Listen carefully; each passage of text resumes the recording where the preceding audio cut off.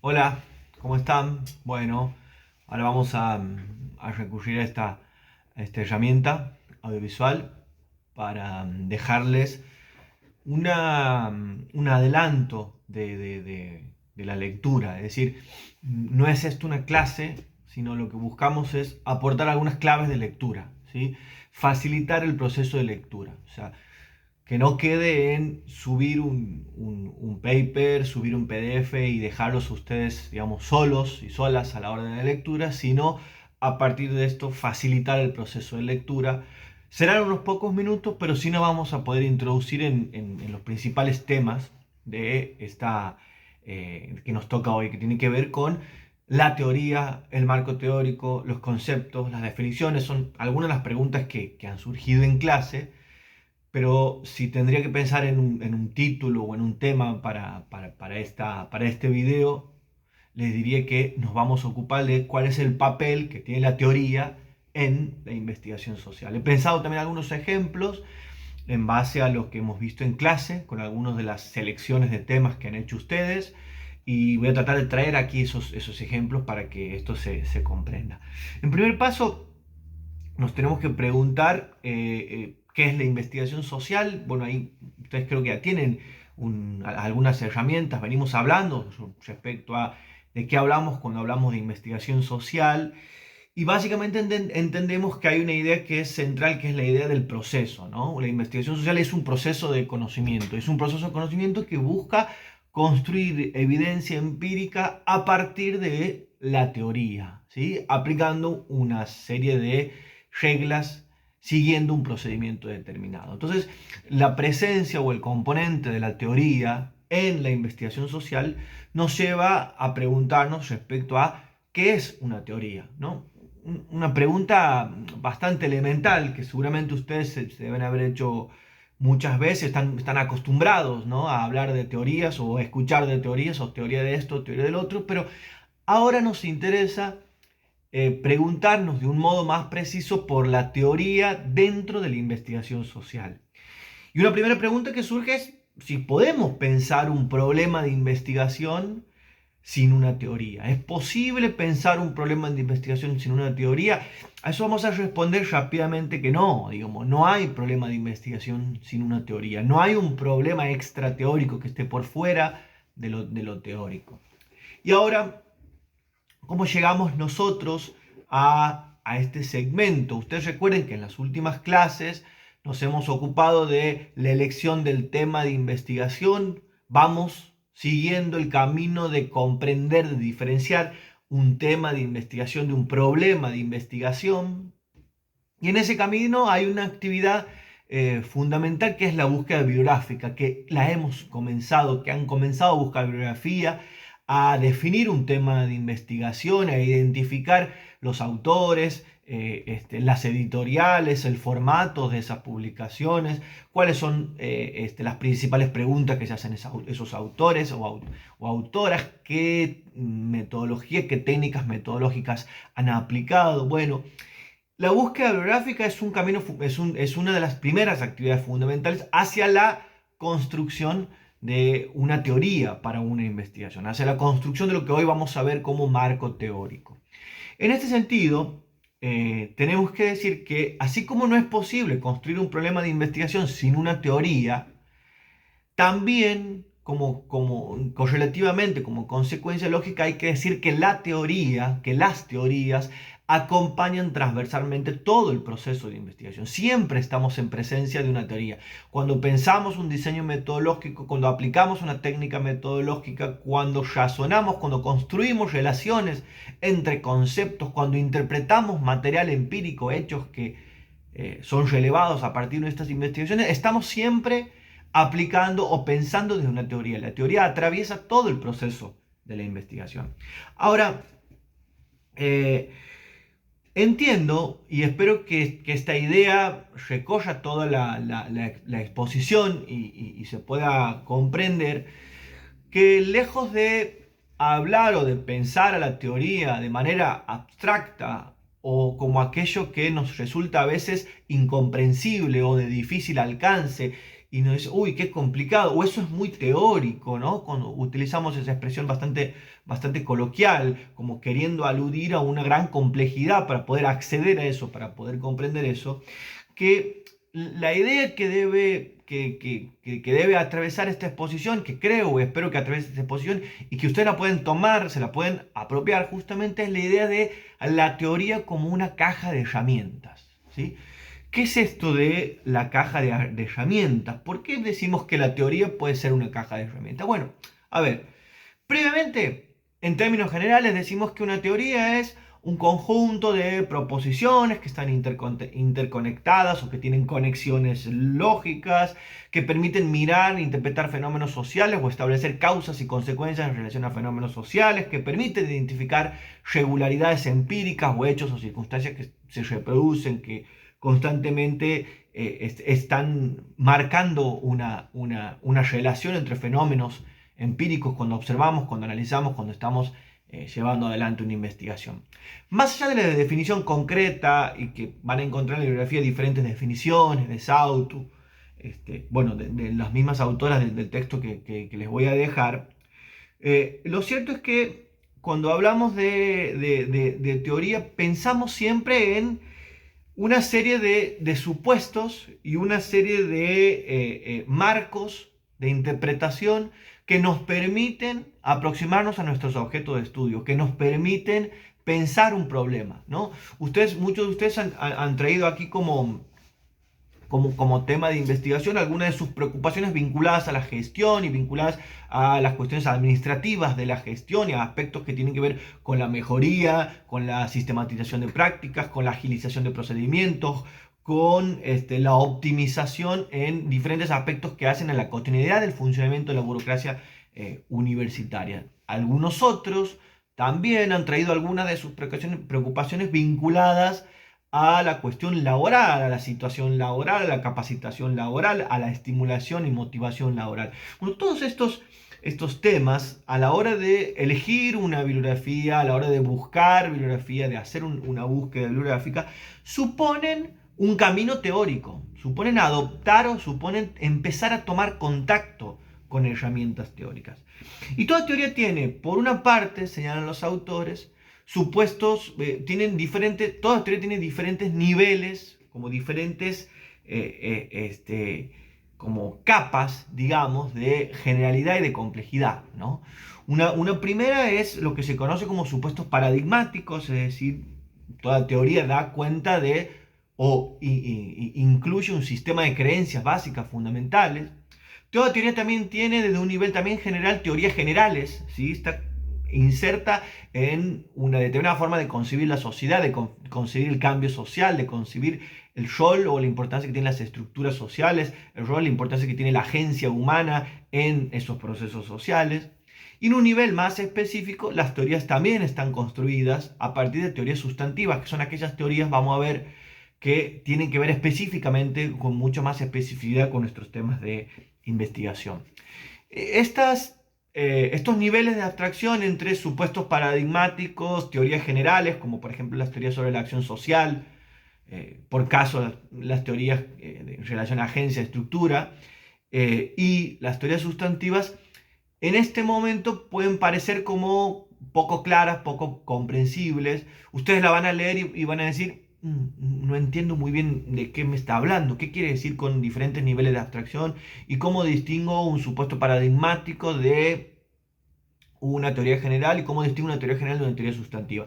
Bueno, yo aquí les he traído un ejemplo en función de sus temas de investigación y para que no perdamos la ligazón entre el desarrollo de las clases, los temas que vamos desarrollando en las clases, las actividades prácticas que vamos haciendo en las clases y estos conceptos que aquí intento más o menos aproximarme para que facilitarles la lectura, porque de nuevo me remito al principio, de eso se trata esto, ¿no? Más que una clase es de una exposición oral breve, reducida, que pretende, que persigue, ojalá lo logre, facilitar sus procesos de lectura, facilitar la comprensión de la lectura que vamos a dejar en el aula virtual.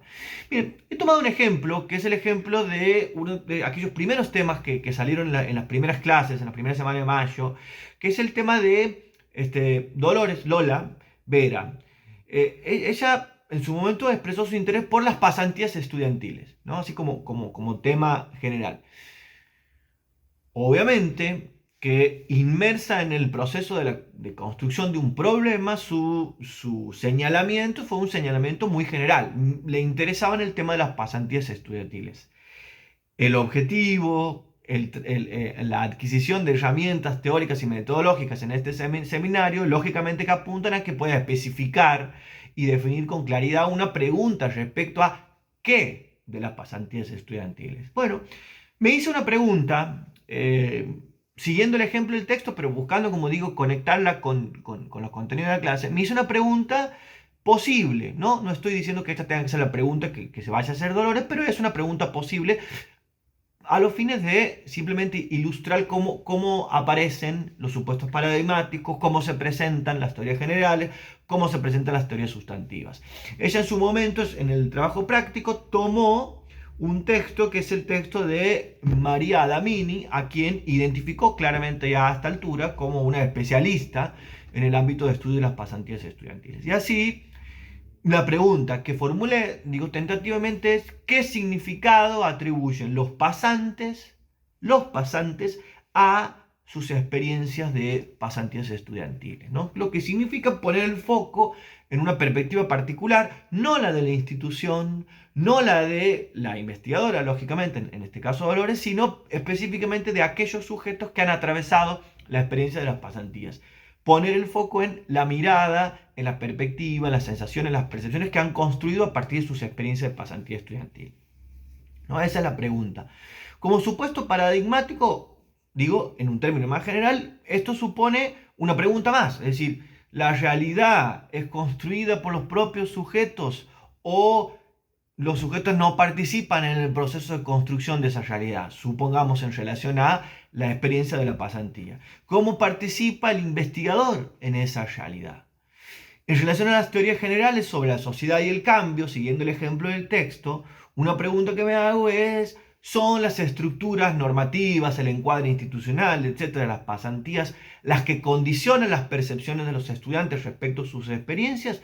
¿O son los propios sujetos y su capacidad de agencia las que definen esto? Bueno, las teorías generales sobre, por ejemplo, la relación entre agencia y estructura, en este caso van a marcar diferentes respuestas, van a marcar diferentes orientaciones en relación a esta pregunta.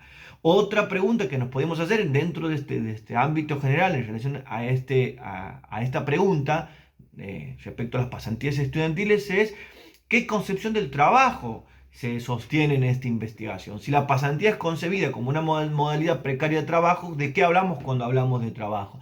¿Tomamos para pensar el trabajo una concepción marxista del trabajo? ¿Tomamos para pensar el trabajo una concepción liberal del trabajo y así tantas otras? Vemos cómo, o podemos apreciar cómo en el nivel de las teorías generales, los caminos, las decisiones teóricas que tomamos influyen sobre las respuestas que podemos dar a este tipo de preguntas y van marcando una precisión particular de nuestros problemas de investigación y van mostrando, van evidenciando, que esto es lo que me interesa más que nada, van evidenciando el papel que tiene la teoría atravesando todas las preguntas que nos hacemos en un proceso de investigación.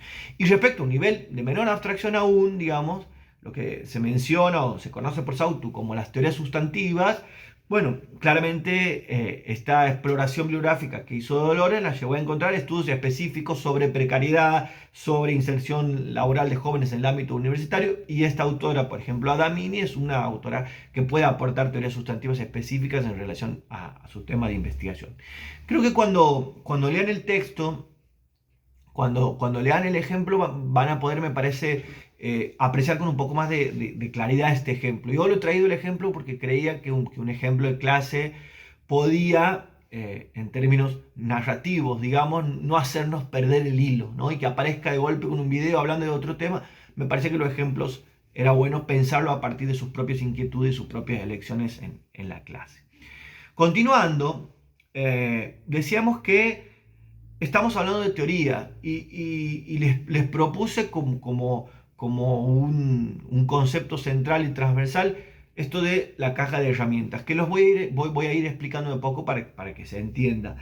Esta teoría, como decimos, o la teoría, nos lleva a una palabra central o a un componente central de una investigación que lo deben haber escuchado un montón, que lo deben haber escuchado muchas veces, que es esto de el marco teórico, ¿no? ¿Qué es el marco teórico?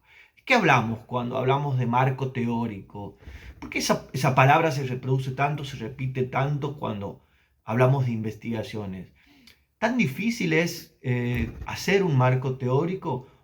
En este caso, en relación a esta clase, ¿tan difícil es comprender qué es un marco teórico? Bueno, voy a hacer el intento, espero que se comprenda, pero lo voy a hacer el intento a partir de, primero, despejar algunas dudas, ¿no? Marco teórico y teoría tienen una relación obviamente íntima y muy, y muy importante, pero no son lo mismo, ¿no? Por algo hablamos, por un lado, de marco teórico y por otro lado de teoría. Para que se comprenda en una investigación, el marco teórico es ante todo una elaboración propia del investigador o de la investigadora.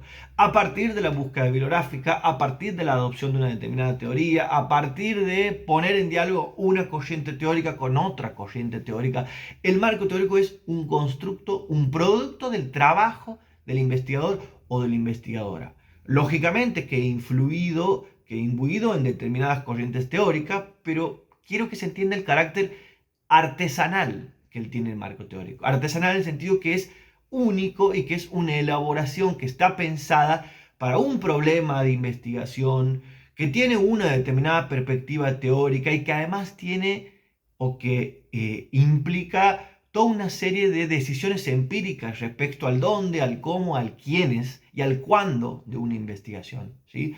Eso me parece que es algo central. El marco teórico, lógicamente, que incluye o tiene dentro de sí teorías sustantivas, teorías generales y obviamente supone un paradigma o supuestos paradigmáticos. Pero ante todo me parece que era fundamental que se comprenda esto de la elaboración propia que implica un marco teórico.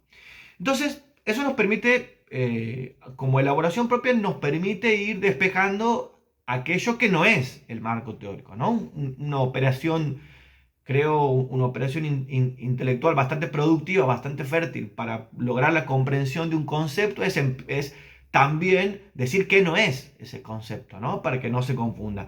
El marco teórico no es aquello que conocemos como el estado del arte. Vamos a volver sobre esto, después vamos a hablar sobre esto.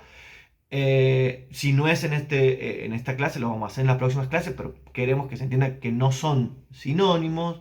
El marco teórico no es una reflexión general del investigador, ni tampoco es una valoración del investigador. El marco teórico no es una justificación de una investigación.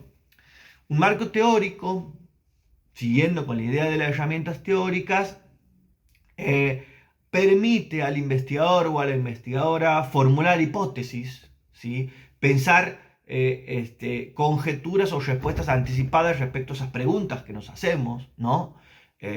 Malinowski, un antropólogo fundamental, digamos, del siglo pasado, principio del siglo pasado, decía que el papel de la teoría tenía por propósito aportarle al investigador un mapa mental, ¿no? Como una idea sobre por dónde puede ir esta investigación y qué relaciones conceptuales se pueden establecer a partir de la construcción de una hipótesis. La hipótesis o la formulación de la hipótesis es una de las posibilidades que tiene la adopción o la construcción de un marco teórico. Un marco teórico implica o genera la posibilidad de operacionalizar variables o conceptos. Esto no se comprende del todo ahora. En las clases que va a presentar Celeste se va a entender un poco más qué es esto de la operacionalización. El marco teórico va a orientar la estrategia metodológica. Me detengo aquí. Vuelvo al ejemplo que hace un momento hacía con el trabajo de Dolores. Yo había propuesto tentativamente una pregunta, ¿no? Dolores dijo pasantías estudiantiles, así general. Yo propuse pensar o indagar, explorar en la perspectiva de los estudiantes que han atravesado las experiencias de pasantías estudiantiles. Esa pregunta va a implicar probablemente la adopción de un marco teórico y también va a orientar la estrategia metodológica, porque es muy probable, o es más que probable, diría, es mucho más recomendable hablar con esos estudiantes, entrevistar a esos estudiantes, mirar a la cara a esos estudiantes, hacer entrevistas en profundidad con esos estudiantes, que indagar esta pregunta de cómo viven o qué significados atribuyen los estudiantes a las experiencias de pasantías estudiantiles a través de, por ejemplo, la técnica de una encuesta, ¿no? Digo, ¿cuánto puede conocer uno con una técnica como esta? La encuesta, que después la vamos a ver en profundidad, pero que básicamente implica una aproximación muy mecanizada y muy estandarizada y establecida dentro de ciertos parámetros que cuánto más puede uno conocer a partir de una indagación mucho más cercana, en el cara a cara, en la entrevista a profundidad, que nos pueda arrojar como resultado qué piensan efectivamente, cómo han vivido, cómo han percibido, si han percibido las experiencias de pasantía estudiantil como modalidades de precariedad laboral, etc. Bueno, quiero mostrar cómo la adopción de un marco teórico también orienta nuestra estrategia metodológica, también influye en nuestra estrategia metodológica. Obviamente, también el marco teórico nos aporta un marco interpretativo, una forma de entender y comprender aquello con los que nos topamos en nuestra investigación y los desafíos que nos presentan nuestras investigaciones. Ahora, ¿cómo elaboramos un marco teórico? Volvemos a la cuestión de la revisión bibliográfica. La revisión bibliográfica es un paso previo fundamental para la elaboración de un marco teórico. Esa revisión bibliográfica implica ir adoptando, tomando decisiones teóricas, es decir, de qué perspectivas teóricas, qué autores, qué corrientes de pensamiento vamos a poner en diálogo para llevar a cabo una investigación. Y ahí la autora se pregunta, bueno, ¿cómo podemos evaluar una teoría? ¿Qué sería esto de evaluar una teoría, ¿no? Suena como un poco complicado, pero cuando decimos evaluar una teoría, en realidad nos estamos refiriendo, y esto nos va a llevar a lo que viene después, a los conceptos y a las posibilidades que nos aportan esos conceptos de la teoría. Uno de los criterios que presenta esta autora es una teoría tiene que gozar o tiene que tener de conceptos que nos permitan, que tengan capacidad descriptiva, que nos permitan describir las situaciones que se nos presentan, que tengan capacidad explicativa, es decir, que permitan establecer razones y consecuencias en relación a ciertos fenómenos sociales. Esas teorías y esos conceptos nos tienen que permitir mirar en perspectiva todo el problema de lo que nos estamos ocupando y no solo aquella situación puntual, sino mirarlo con una amplitud un poco más amplia y mirar las consecuencias que tiene el estudio determinado, una forma determinada de estudiar un problema social. Entonces, se concluye en términos generales que tenemos un buen marco teórico cuando esos conceptos logran abordar en profundidad, logran alcanzar profundidad cada uno de los aspectos de los conocimientos, del objeto de conocimiento que construimos. Cuando logramos que el marco teórico nos aporte profundidad sobre las preguntas que nos hacemos en nuestras investigaciones, es cuando se supone que ese marco teórico es un marco teórico adecuado.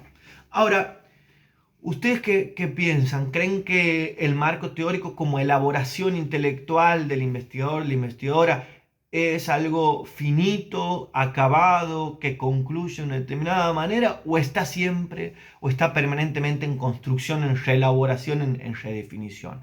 Bueno, desde ya adelanto, y esto es también, aquí voy a recuperar la idea de la caja de herramientas para que se termine de comprender, porque lo vengo anunciando y todavía no se ha comprendido del todo, entiendo que no se ha comprendido del todo. La construcción del marco teórico siempre implica un proceso inacabado, inconcluso, que está sujeto a la refutación, lógicamente, pero también que está sujeto a la elaboración de nuevos estudios que constantemente van actualizando los conocimientos en una materia. Por eso es tan importante la búsqueda bibliográfica, porque la búsqueda bibliográfica nos permite ir actualizando, otorgándole vitalidad a esa construcción provisional que es el marco teórico. La búsqueda bibliográfica permite ir haciendo del marco teórico una elaboración siempre en construcción, que siempre está sujeta a cambios, a actualizaciones, a redefiniciones, a reconfiguraciones, a reinterpretaciones e inclusive por los propios autores que se contradicen o controvierten o alcanzan otros resultados a partir de otras investigaciones que le permite ir modificando algunas de esas conclusiones. Con la idea de la caja de herramientas, lo que quería señalar es que el marco teórico no implica, y aquí me voy a meter en la cuestión de los conceptos y el último segmento, que es esto de qué son los conceptos, y esta pregunta que surgió en clase, que me parece que la hizo Sonia en relación a cómo diferenciábamos conceptos de definiciones. Construir un marco teórico desde la idea de la caja de herramientas implica tomar esos conceptos de una manera crítica. ¿Qué quiere decir tomar los conceptos de una manera crítica? Quiere decir esto de apropiarse de los conceptos.